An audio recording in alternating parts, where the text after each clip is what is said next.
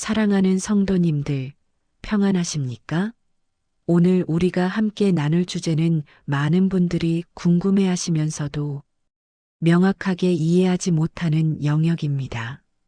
바로 우리 안에 있는 영과 혼의 차이, 그리고 그것이 우리의 신앙생활에 어떤 영향을 미치는가 하는 문제입니다. 혹시 이런 경험이 있으신가요? 기도하려고 무릎을 꿇었는데 말은 하고 있지만 내 마음은 멀고 하나님이 너무 멀게 느껴질 때가 있지 않습니까? 성경을 펼쳐놓고 읽고 있는데 글자는 눈에 보이지만 말씀이 내 영혼 깊숙이 들어오지 않고 겉돌 때가 있지 않습니까? 예배당에 앉아서 찬양을 부르고 있는데 입으로는 찬양하지만 마음은 이미 다른 곳에 가 있을 때가 있지 않습니까? 직장에서 힘든 일을 겪으면서 하나님을 의지하려고 하는데 불안과 두려움이 너무 커서 믿음이 작아질 때가 있지 않습니까? 사랑하는 믿음의 가족들이여, 이런 경험들은 단순한 감정의 문제가 아닙니다. 환경의 문제도 아니고 의지가 약해서도 아닙니다. 이것은 우리 내면에서 일어나는 영적 구조의 문제입니다. 성경은 이것을 영과 혼의 분리 그리고 혼이 영을 지배하는 상태라고 말씀합니다. 히브리서 4장 12절을 함께 읽어보시겠습니까? 하나님의 말씀은 살아있고 활력이 있어 좌우의 날선 어떤 검보다도 예리하여 혼과 영과 및 관절과 골수를 찔러 쪼개기까지 하며 또 마음의 생각과 뜻을 판단하나니, 이 말씀은 우리에게 매우 중요한 진리를 가르쳐 줍니다. 영과 혼은 서로 다른 것이며 때로는 분리되어야 한다는 것입니다. 우리가 느끼는 영적 둔함의 뿌리는 무엇일까요? 그것은 혼이 왕좌에 앉고 영이 잠든 상태입니다. 우리의 생각, 감정, 의지로 표현되는 혼이 모든 것을 주관하고 하나님의 영을 받아들이는 통로인 영은 잠들어 있는 것입니다. 오늘 우리는 에덴에서 시작된 혼의 반란이 어떻게 전개되었는지, 그리고 예수님의 겟세마네에서 그것이 어떻게 완전히 뒤집혔는지를 깊이 묵상하려 합니다. 그리고 오늘 이 시대, 21세기를 살아가는 우리의 삶 속에서는 어떻게 영의 회복이 일어나는지를 구체적으로 살펴보겠습니다. 이 여정을 통해 여러분의 영이 깨어나고 하나님과의 친밀한 교제가 회복되기를 간절히 소망합니다. 먼저 첫 번째로 에덴 동산에서 일어난 영적 질서의 붕괴를 살펴보겠습니다. 하나님께서 사람을 창조하셨을 때 그 질서는 매우 명확했습니다. 창세기 2장 7절을 보시겠습니까? 여호와 하나님이 땅의 흙으로 사람을 지으시고 생기를 그 코에 불어넣으시니 사람이 생명이 되니라. 여기서 우리는 하나님께서 인간을 창조하신 순서를 발견합니다. 먼저 땅의 흙으로 몸을 만드셨습니다. 그리고 생기를, 하나님의 영을 불어넣으셨습니다. 그때 사람이 생명, 살아있는 혼이 되었습니다. 이것이 의미하는 바가 무엇입니까? 인간은 세 가지 요소로 구성되어 있다는 것입니다. 영, 혼, 육체입니다. 데살로니가전서 5장 23절은 이것을 더욱 명확하게 보여줍니다. 평강의 하나님이 친히 너희를 온전히 거룩하게 하시고 또 너희의 온 영과 혼과 몸이 우리 주 예수 그리스도께서 강림하실 때에 흠없게 보존되기를 원하노라. 사도 바울은 영과 혼과 몸을 구별하여 말씀하고 있습니다. 그렇다면 이 세 가지는 어떻게 다를까요? 육체는 물질 세계와 접촉하는 부분입니다. 우리의 오감을 통해 세상을 경험하고 행동으로 표현하는 도구입니다. 혼은 우리의 인격을 이루는 부분입니다. 생각하고, 느끼고, 판단하고, 결정하는 기능입니다. 지성, 감성, 의지라고 말할 수 있습니다. 영은 하나님과 교통하는 부분입니다. 하나님의 음성을 듣고 하나님의 뜻을 받아들이며 하나님의 임재를 느끼는 영적 감각기관입니다. 에덴 동산에서 아담과 하와가 창조되었을 때 이 세 가지의 질서는 완벽했습니다. 영이 맨 위에 있었습니다. 영은 하나님으로부터 직접 말씀과 생명을 받았습니다. 혼은 그 아래에 있었습니다. 혼은 영이 받은 하나님의 뜻을 따라 생각하고 판단하고 결정했습니다. 육체는 맨 아래에 있었습니다. 육체는 혼의 결정을 따라 순종하며 행동했습니다. 이것이 하나님께서 설계하신 완벽한 질서였습니다. 영이 왕이고 혼이 총리이며 육체가 백성인 구조였습니다. 그런데 창세기 3장에서 무서운 일이 일어납니다. 사단이 뱀의 형상으로 나타나 인간을 유혹하는 장면입니다. 여기서 우리가 주목해야 할 것은 사단의 전략입니다. 사단은 인간의 영을 공격하지 않았습니다. 영은 하나님과 직접 연결되어 있기 때문에 쉽게 넘어뜨릴 수 없었습니다. 대신 사단은 혼을 공격했습니다. 생각과 감정과 욕망을 자극한 것입니다. 창세기 3장 1절부터 6절을 자세히 살펴보시겠습니까? 뱀이 여자에게 물었습니다. 하나님이 참으로 너희에게 동산 모든 나무의 열매를 먹지 말라 하시더냐? 이것은 생각을 자극하는 질문입니다. 정말 하나님께서 그렇게 말씀하셨을까? 하나님의 말씀에 대한 의심을 심는 것입니다. 여자가 대답했습니다. 동산 나무의 열매를 우리가 먹을 수 있으나 동산 중앙에 있는 나무의 열매는 하나님의 말씀에 너희는 먹지도 말고 만지지도 말라 너희가 죽을까 하노라 하셨느니라. 여기서 이미 문제가 시작되었습니다. 하나님께서는 먹으면 반드시 죽으리라고 하셨는데 여자는 죽을까 하노라고 말합니다. 확신이 약해진 것입니다. 뱀이 여자에게 말했습니다. 너희가 결코 죽지 아니하리라. 너희가 그것을 먹는 날에는 너희 눈이 밝아져 하나님과 같이 되어 선악을 알 줄 하나님이 아심이니라. 여기서 사단은 두 가지를 공격합니다. 첫째, 하나님의 말씀을 정면으로 부정합니다. 죽지 않는다고 거짓말을 합니다. 둘째, 인간의 욕망을 자극합니다. 하나님처럼 될 수 있다는 교만을 부추깁니다. 그 다음 구절이 매우 중요합니다. 창세기 3장 6절을 주의 깊게 읽어보십시오. 여자가 그 나무를 본즉 먹음직도 하고 보암직도 하고 지혜롭게 할 만큼 탐스럽기도 한 나무인지라 여자가 그 열매를 따먹고 자기와 함께 있는 남편에게도 주매 그도 먹은지라. 여기서 세 가지 혼의 반응이 나타납니다. 먹음직도 하고 이것은 육체의 욕망입니다. 보암직도 하고 이것은 감정의 끌림입니다. 지혜롭게 할 만큼 탐스럽기도 한 이것은 지성의 판단입니다. 바로 이것이 혼의 반란이 일어난 결정적 순간입니다. 영이 받았던 하나님의 명령은 완전히 무시되었습니다. 대신 혼이 자체적으로 판단하고 결정했습니다. 보기에 좋으니까, 먹고 싶으니까, 지혜로워 보이니까 먹기로 결정한 것입니다.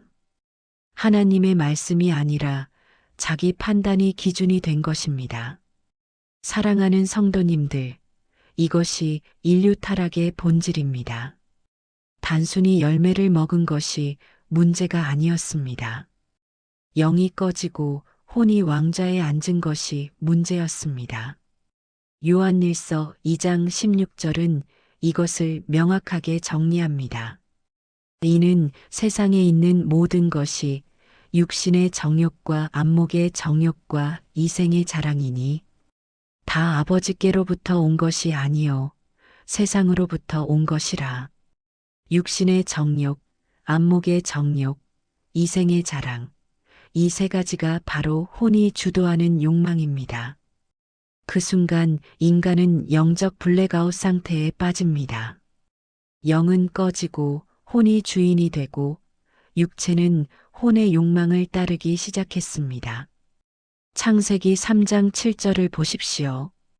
이에 그들의 눈이 밝아져 자기들이 벗은 줄을 알고 무화과 나무 잎을 엮어 치마로 삼았더라.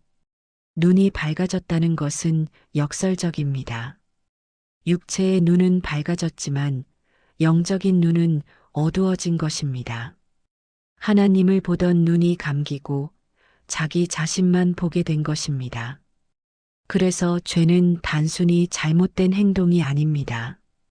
죄는 구조의 문제입니다.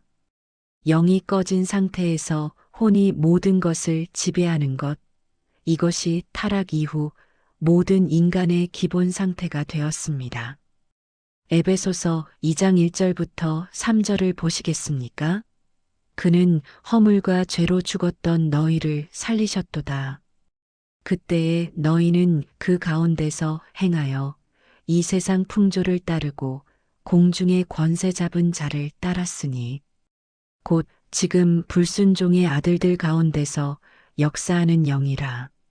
전에는 우리도 다 그 가운데서 우리 육체의 욕심을 따라 지내며 육체와 마음에 원하는 것을 하여 다른 이들과 같이 본질상 진노의 자녀이었더니 죄로 죽었다는 표현은 영적으로 죽은 것을 의미합니다. 육체는 살아있고 혼도 활동하지만 영은 죽어 있는 상태입니다. 바로 이것이 에덴 이후 모든 인간의 상태였습니다. 실제로 우리 주변을 보십시오.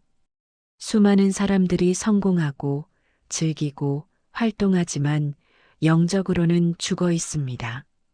하나님을 모르고 하나님 없이 살아가며 자기 생각과 감정과 욕망만 따라 삽니다. 신앙인이라고 해도 마찬가지인 경우가 많습니다. 교회에 다니고 성경을 읽고 기도하지만 여전히 혼이 주도권을 잡고 있습니다. 내 생각이 먼저이고 내 감정이 우선이며 내 뜻이 중심입니다. 하나님의 말씀은 들리지만 내 판단으로 걸러지고 하나님의 뜻은 알지만 내 뜻에 맞을 때만 순종합니다.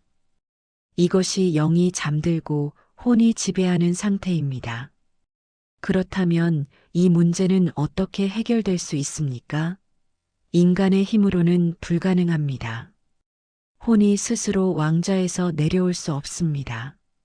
영이 스스로 깨어날 수도 없습니다. 이것은 하나님의 개입이 필요한 문제입니다. 그래서 하나님께서는 예수 그리스도를 보내주셨습니다. 두 번째로 예수님의 겟세마네에서 일어난 혼과 영의 전쟁을 살펴보겠습니다. 사람의 타락은 혼이 영을 지배한 사건이었습니다. 반대로 예수님의 구원 역사는 영이 혼을 다시 제자리에 앉히는 사건이었습니다. 그 절정이 바로 겟세마네 동산에서 일어났습니다. 겟세마네는 예루살렘 동쪽 감람산 기슭에 있는 작은 동산입니다. 겟세마네라는 이름은 기름 짜는 틀이라는 뜻입니다. 올리브를 짜서 기름을 얻는 곳이었습니다. 상징적으로 이것은 압착과 고통의 장소입니다. 예수님께서는 바로 이곳에서 인류 역사상 가장 치열한 영적 전쟁을 치르셨습니다. 마태복음 26장 36절부터 38절을 보시겠습니까?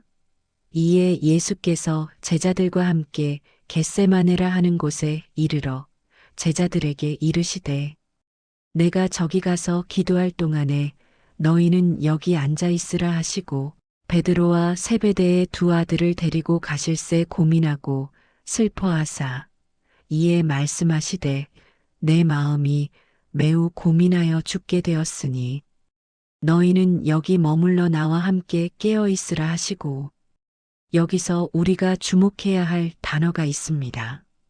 내 마음이라는 표현입니다. 원어 헬라어로 이것은 푸시케, 즉 혼입니다. 예수님의 혼이 극심한 고통을 느끼고 있었다는 말입니다. 고민하고 슬퍼하셨다는 것은 감정적 고통입니다. 죽게 되었다는 것은 그 강도가 얼마나 극심했는지를 보여줍니다. 마가복음 14장 33절은 더 구체적으로 표현합니다. 베드로와 야고보와 요한을 데리고 가실새 심히 놀라시며 슬퍼하사 심히 놀라시며라는 표현은 엑삼베이스타이라는 단어인데 공포와 충격으로 인한 극도의 고통을 의미합니다. 누가복음 22장 44절은 이렇게 기록합니다. 예수께서 힘쓰고 애써 더욱 간절히 기도하시니 땀이 땅에 떨어지는 피방울 같이 되더라. 의학적으로 이것은 혈안증이라고 합니다. 극도의 스트레스와 고통으로 인해 모세혈관이 터지면서 땀과 함께 피가 나오는 증상입니다. 사랑하는 성도님들, 예수님의 고통이 얼마나 극심했는지 상상이 되십니까? 많은 사람들은 예수님의 고통이 십자가에서 시작되었다고 생각합니다. 하지만 실제로는 겟세마네에서 이미 시작되었습니다. 육체적 고통보다 더 심한 영적, 정서적 고통이었습니다.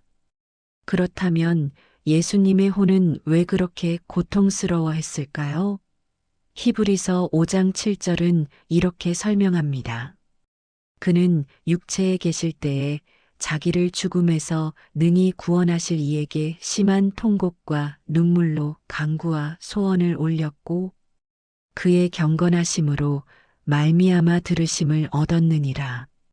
예수님은 앞으로 당하실 십자가의 고통을 아셨습니다. 단순히 육체적 고통만이 아니었습니다. 전 인류의 죄를 짊어지시고 하나님과 분리되는 영적 죽음을 당하실 것을 아셨습니다. 고린도후서 5장 21절은 이렇게 말씀합니다.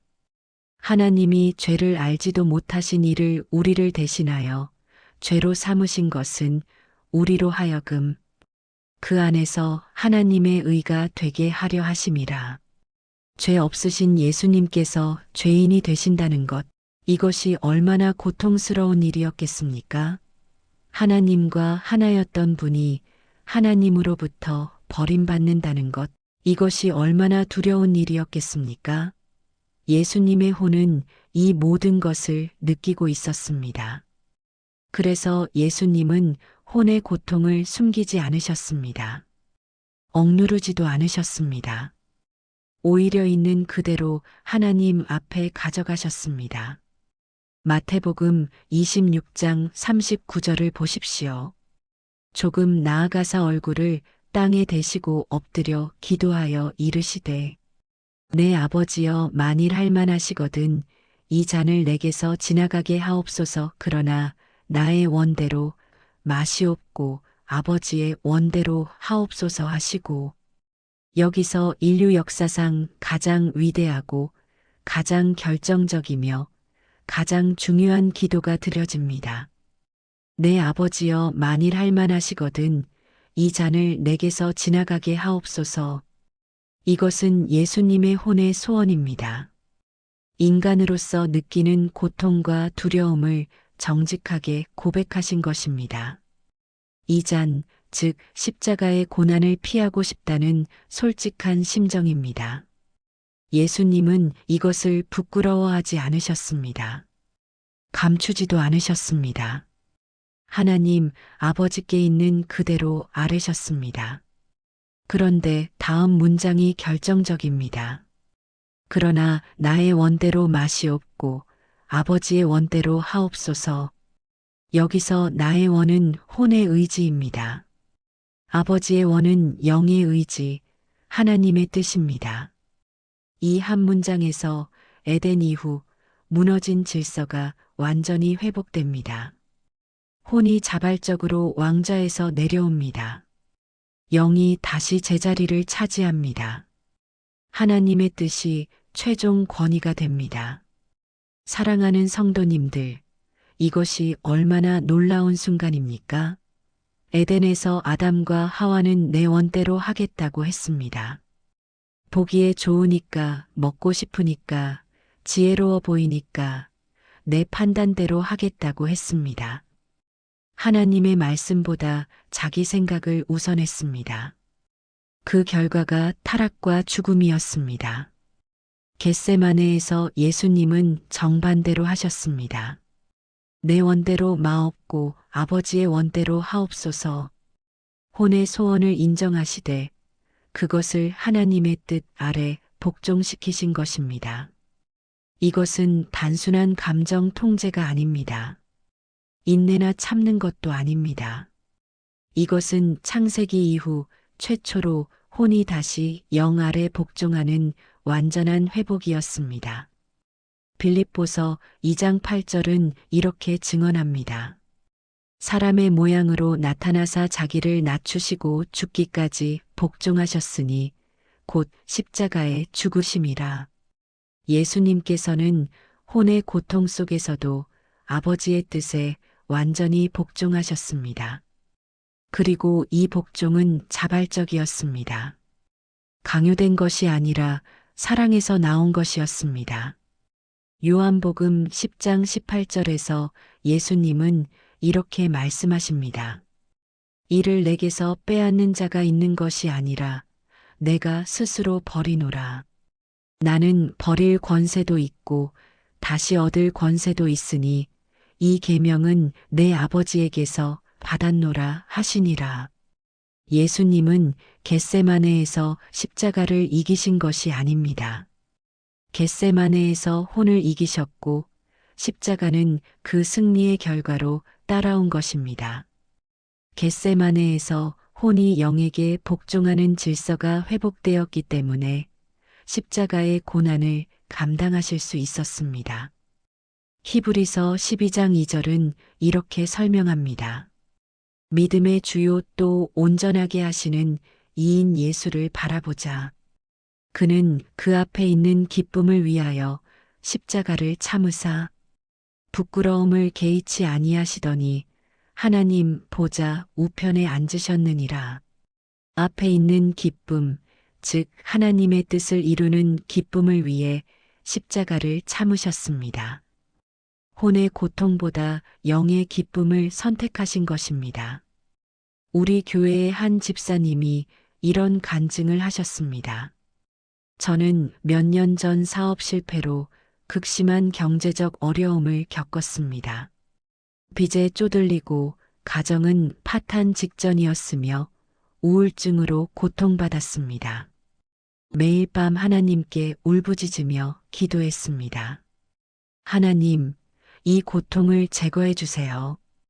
이 상황에서 벗어나게 해주세요. 하지만 상황은 나아지지 않았습니다. 어느 날 겟세마네의 예수님을 묵상하다가 깨달았습니다. 예수님도 고통을 제거해 달라고 기도하셨지만 최종적으로는 아버지의 뜻을 구하셨다는 것을요. 그날 밤 저도 기도를 바꿨습니다. 하나님, 이 고통이 싫습니다. 벗어나고 싶습니다. 하지만 이것이 주님의 뜻이라면 받아들이겠습니다. 제 뜻대로 마옵고 주님의 뜻대로 하옵소서. 신기하게도 그때부터 마음의 평안이 찾아왔습니다. 상황은 즉시 바뀌지 않았지만 제 내면이 변했습니다. 혼의 고통은 있었지만 영은 평안했습니다. 하나님께서 함께 하신다는 확신이 생겼습니다. 그리고 몇 달 후 예상치 못한 방법으로 하나님께서 해결의 길을 열어주셨습니다. 지금 돌아보니 그 고난의 시간이 제 신앙을 성숙시킨 가장 귀한 시간이었습니다. 아멘. 이것이 겟세마네의 기도가 우리 삶에 적용되는 방식입니다. 세 번째로 우리 안의 겟세마네, 영의 회복은 어디서 시작되는지 살펴보겠습니다.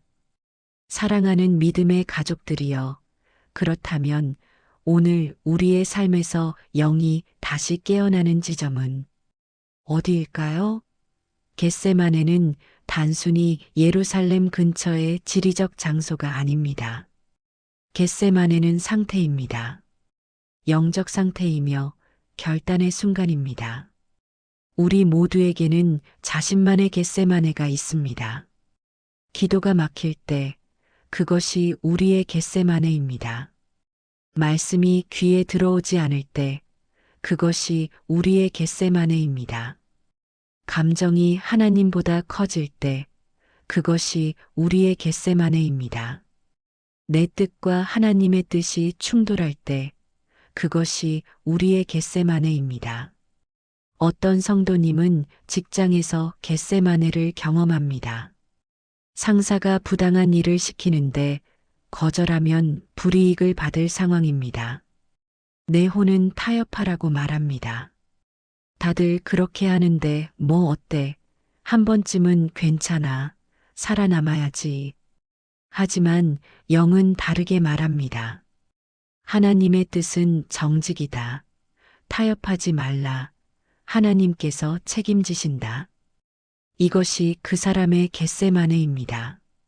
어떤 성도님은 가정에서 겟세마네를 경험합니다.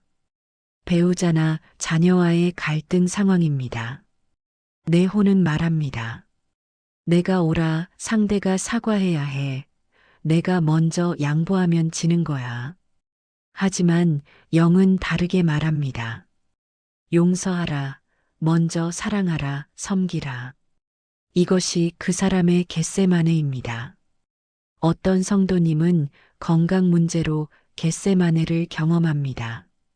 갑자기 찾아온 질병, 치료가 잘 안 되는 고통입니다. 내 혼은 말합니다.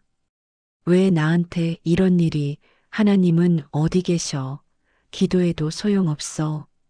하지만 영은 다르게 말합니다. 하나님께서 함께 하신다. 이 고난에도 의미가 있다. 하나님을 신뢰하라.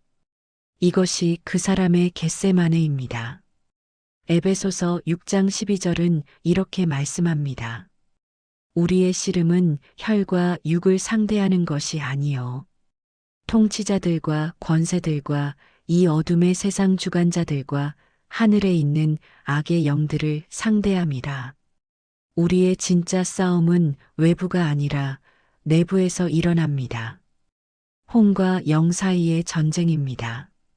내 생각과 하나님의 생각 사이의 싸움입니다. 내 감정과 하나님의 평안 사이의 갈등입니다. 내 뜻과 하나님의 뜻 사이의 충돌입니다. 그렇다면 우리는 이 겟세마네에서 어떻게 해야 할까요? 예수님께서 보여주신 모델을 따라야 합니다. 첫째, 혼의 고통을 인정하십시오. 예수님은 내 마음이 고민하여 죽게 되었다고 솔직하게 말씀하셨습니다. 우리도 우리의 고통, 두려움, 불안, 분노를 인정해야 합니다. 없는 척하거나 억누르지 마십시오. 하나님은 우리의 모든 감정을 아십니다. 시편 42편 4절부터 5절을 보십시오. 내가 전에 성의를 지키는 무리와 동행하여 기쁨과 감사의 소리를 내며 그들을 하나님의 집으로 인도하였더니 이제 이 일을 기억하고 내 마음이 상하는도다. 내 영혼아 내가 어찌하여 낭망하며 어찌하여 내 속에서 불안해하는가.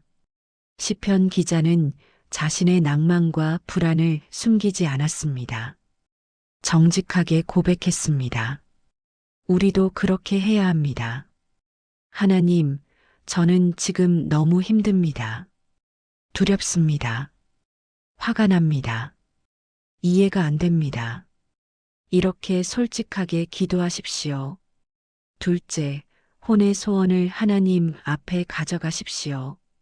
예수님은 이 잔을 내게서 지나가게 하옵소서라고 기도하셨습니다. 우리도 우리가 원하는 것을 하나님께 아뢰어야 합니다.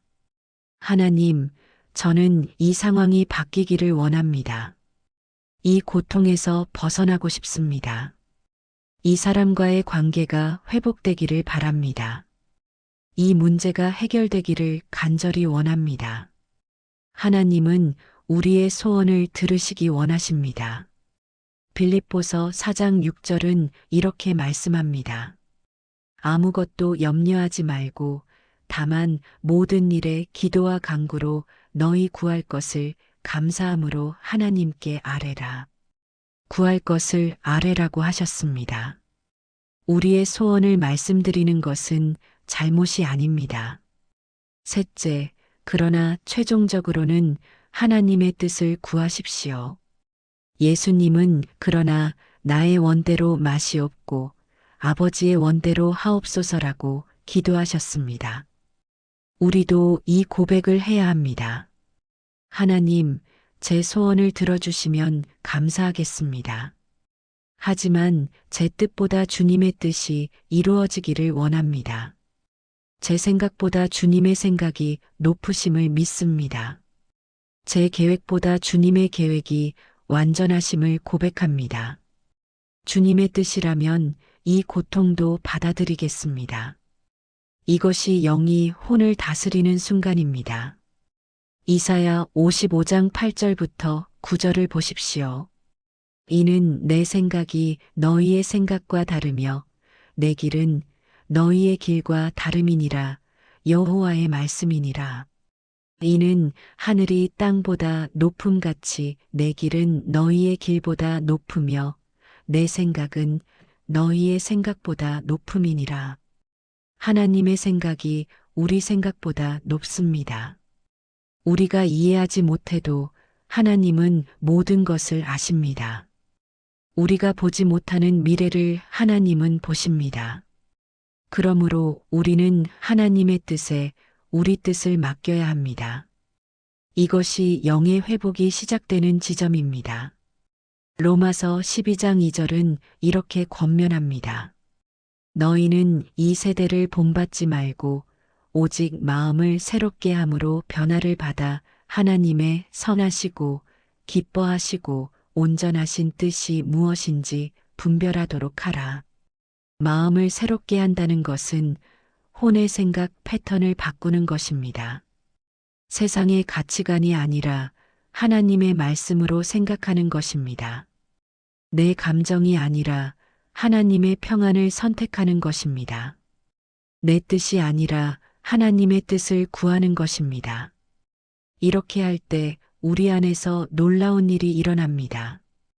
혼이 다시 영에게 자리를 넘겨주고 영이 다시 하나님을 향해 열리는 순간, 그때 비로소 말씀은 생명이 되고 기도는 다시 흐르고 하나님의 임재가 느껴지기 시작합니다. 우리 교회의 한 권사님은 이런 간증을 하셨습니다. 저는 20년 동안 아들과 갈등 관계에 있었습니다. 아들은 신앙을 떠났고 제가 보기에 잘못된 길을 가고 있었습니다. 저는 매일 아들이 변하기를 기도했습니다. 하나님, 제 아들을 변화시켜 주세요. 교회로 돌아오게 해주세요. 바른 길로 인도해 주세요. 하지만 아들은 변하지 않았고 저는 점점 더 괴로워졌습니다. 어느 날 겟세마네 말씀을 묵상하다가 깨달았습니다. 저는 제 뜻을 기도하고 있었지 하나님의 뜻을 구하지 않았다는 것을요. 그날부터 기도를 바꿨습니다. 하나님, 저는 아들이 변하기를 원합니다. 하지만 제 원대로 마시옵고 주님의 원대로 하옵소서. 아들의 인생은 제 것이 아니라 주님의 것입니다. 주님께서 가장 좋은 방법으로 아들을 인도하소서. 제가 할 일은 사랑하고 기도하는 것뿐임을 인정합니다. 놀랍게도 그때부터 제 마음에 평안이 찾아왔습니다. 아들은 여전히 교회에 나오지 않았지만 저는 더 이상 조급하지 않았습니다. 대신 아들을 더 깊이 사랑하게 되었고 관계가 회복되기 시작했습니다. 그리고 5년 후 아들이 스스로 하나님께 돌아왔습니다. 제가 강요해서가 아니라 하나님께서 일하신 것입니다. 할렐루야. 네 번째로 말씀으로 깨우는 영을 일으키는 성경 선언들을 함께 나누겠습니다. 사랑하는 성도님들, 영을 깨우는 가장 강력한 도구는 무엇일까요? 바로 하나님의 말씀입니다. 히브리서 4장 12절을 다시 보십시오.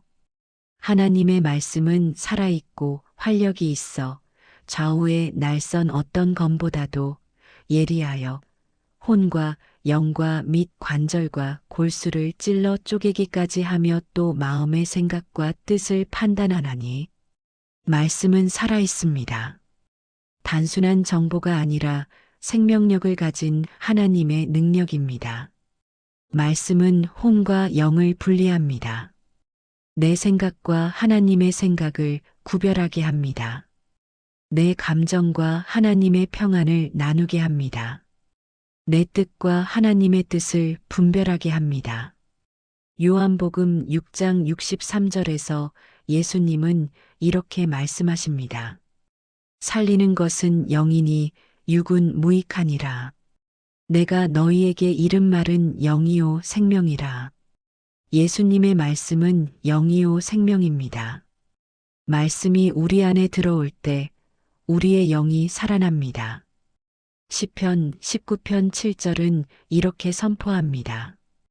여호와의 율법은 완전하여 영혼을 소생시키며 여호와의 증거는 확실하여 우둔한 자를 지혜롭게 하며 말씀이 영혼을 소생시킵니다. 죽어있던 영을 깨웁니다. 잠들어 있던 영적 감각을 회복시킵니다.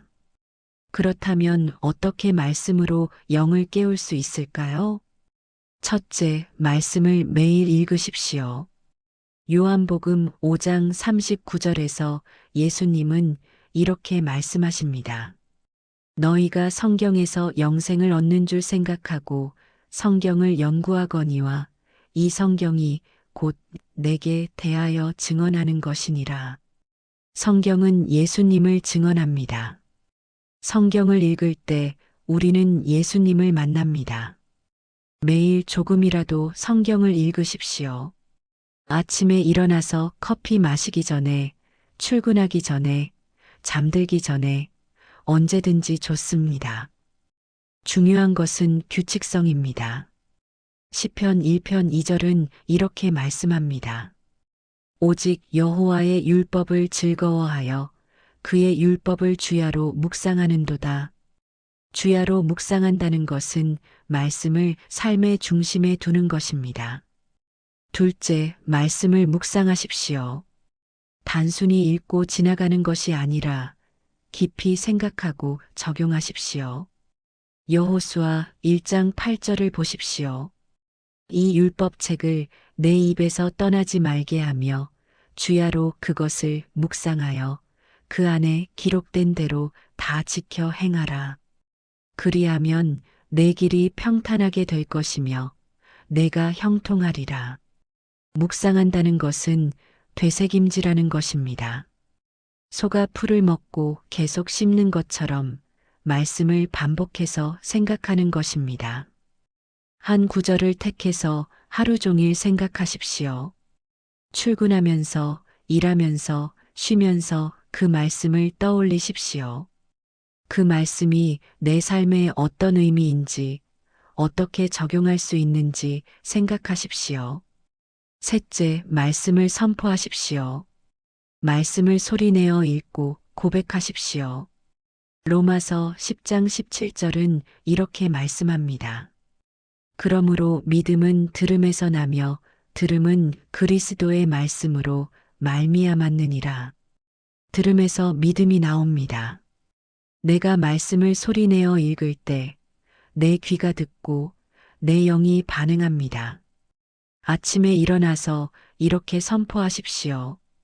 시편 23편 3절. 주님은 내 영혼을 소생시키십니다.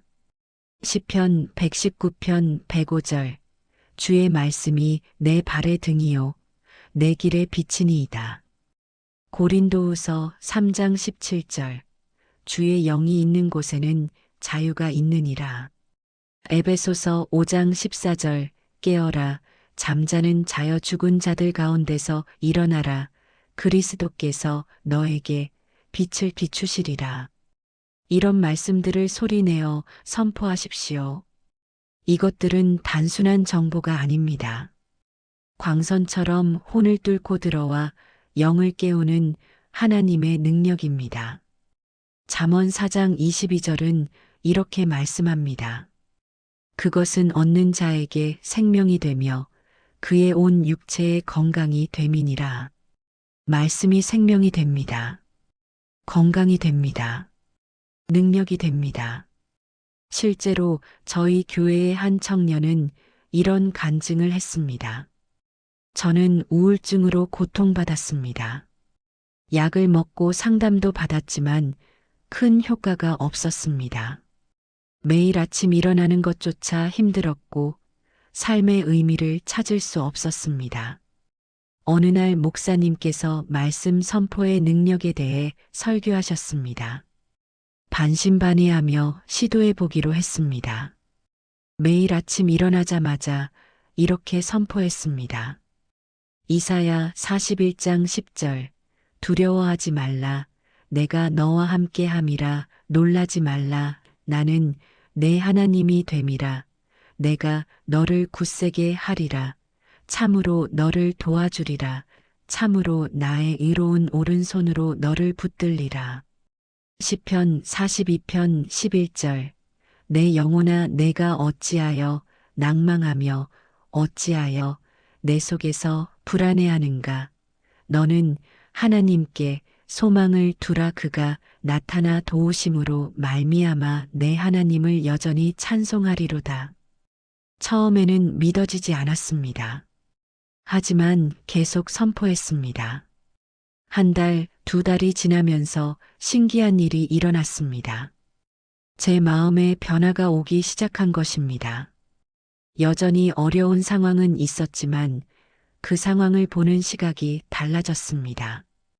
말씀이 제 생각을 바꾸고 제 감정을 다스리고 제 영을 깨웠습니다.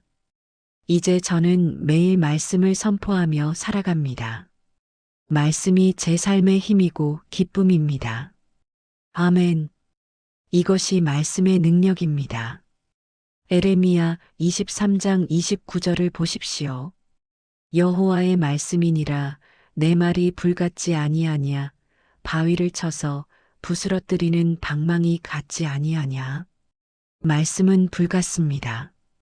우리 안에 냉랭함을 태우고 열정을 불러일으킵니다. 말씀은 방망이 같습니다. 우리 안에 완고함을 깨뜨리고 겸손을 가져옵니다. 다섯 번째로 마무리 묵상과 기도로 오늘의 메시지를 정리하겠습니다. 사랑하는 성도님들, 오늘 우리는 긴 여정을 함께 했습니다. 에덴 동산에서 시작된 혼의 반란을 보았습니다. 인간이 하나님의 말씀보다 자기 판단을 우선했을 때 영은 꺼지고 혼이 왕좌에 앉았습니다. 그 결과는 타락과 죽음과 고통이었습니다. 하지만 하나님께서는 인류를 포기하지 않으셨습니다. 예수 그리스도를 보내주셔서 에덴의 실패를 겟세마네에서 역전시키셨습니다. 예수님은 혼의 고통을 느끼시면서도 나의 원대로 마시옵고 아버지의 원대로 하옵소서라고 기도하셨습니다. 그 순간 창세기 이후 무너진 질서가 완전히 회복되었습니다. 혼이 다시 영에게 복종하고 영이 하나님께 열렸습니다. 이제 우리는 예수님을 통해 같은 회복을 경험할 수 있습니다. 우리 안에 겟세마네, 혼과 영의 전쟁이 일어나는 순간마다 우리는 선택할 수 있습니다. 내 뜻을 고집할 것인가? 하나님의 뜻에 순종할 것인가? 내 생각을 따를 것인가? 하나님의 말씀을 따를 것인가? 내 감정에 끌려갈 것인가? 하나님의 평안을 선택할 것인가? 그리고 말씀은 이 싸움에서 우리를 돕는 가장 강력한 무기입니다. 말씀을 읽고 묵상하고 선포할 때 우리의 영이 깨어나고 하나님과의 친밀한 교제가 회복됩니다. 자, 이제 함께 기도하시겠습니까? 주님, 오늘 우리 안의 혼이 너무 강해져 있었다면 이 시간 다시 주님 앞에 내려놓습니다. 제 생각이 너무 크고 제 감정이 너무 강하고 제 뜻이 너무 완고했습니다. 그래서 주님의 음성을 듣지 못했고 주님의 평안을 느끼지 못했고 주님의 뜻을 분별하지 못했습니다. 주님, 용서하여 주시옵소서. 예수님이 겟세마네에서 하셨던 그 고백을 우리도 다시 고백합니다. 내 원대로 마시옵고 아버지의 원대로 되게 하소서. 제 뜻이 아니라 주님의 뜻이 이루어지게 하소서. 제 생각이 아니라 주님의 생각이 저를 인도하게 하소서. 제 감정이 아니라 주님의 평안이 저를 다스리게 하소서. 흩어져 있던 영혼의 질서가 회복되게 하소서. 잠들어 있던 영이 깨어나게 하소서. 말씀이 다시 살아 움직이게 하시고 기도가 다시 흐르게 하시고 하나님의 숨결이 우리 안에 다시 불어오게 하소서. 오늘부터 우리가 말씀으로 매일 영을 깨우게 하소서. 말씀을 읽고 묵상하고 선포하며 주님과 깊이 교제하게 하소서. 가정에서, 직장에서, 모든 관계에서 영이 혼을 다스리는 삶을 살게 하소서. 우리의 삶이 주님께 영광 돌리는 향기로운 제사가 되게 하소서. 예수님의 이름으로 기도합니다. 아멘. 사랑하는 믿음의 가족들이여, 오늘 이 말씀이 여러분의 마음에 깊이 새겨지기를 기도합니다. 여러분의 영이 깨어나고 하나님과의 친밀한 관계가 회복되기를 간절히 소망합니다. 이 영상이 도움이 되셨다면 좋아요 버튼을 눌러주시고 구독과 알림 설정도 부탁드립니다. 그리고 댓글로 여러분의 은혜 간증을 나눠주시면 감사하겠습니다. 여러분은 어떤 순간에 혼과 영의 전쟁을 경험하시나요? 어떻게 하나님의 뜻을 선택하고 계신가요? 댓글로 나눠주시면 저도 함께 기도하겠습니다. 여러분 모두가 날마다 영이 깨어있는 삶을 살아가시기를 축복합니다. 여러분의 가정에 하나님의 평강이 가득하기를 기도합니다. 여러분의 직장에서 하나님의 지혜가 넘치기를 소원합니다. 여러분의 모든 관계에서 하나님의 사랑이 흘러가기를 축원합니다. 그리고 무엇보다 여러분이 날마다 하나님의 임재 가운데 행하며 영이 혼을 다스리는 거룩하고 아름다운 삶을 살아가시기를 간절히 기도합니다. 하나님께서 여러분을 사랑하십니다. 저도 여러분을 사랑하고 축복합니다. 다음 시간에 또 만나 뵙겠습니다. 주님의 평안이 여러분과 함께하기를 기도합니다. 샬롬.